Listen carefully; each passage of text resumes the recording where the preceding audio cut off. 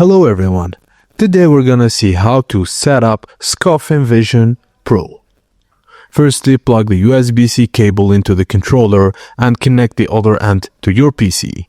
Windows should automatically detect the controller. Go to corsair.com/ICUE and download and install the Corsair ICUE software. Launch the ICUE and select the Scuf Envision Pro controller from the dashboard. In ICUE, you can remap buttons and paddles, adjust trigger sensitivity, create and assign custom profiles or customize RGB lighting.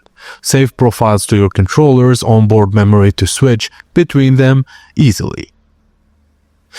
Profile button, quickly swap between up to 3 onboard profiles. RGB lights customized through ICUE, trigger stops adjust the mechanical switches for FPS games, and firmware keep the controller updated through ICUE for best performance.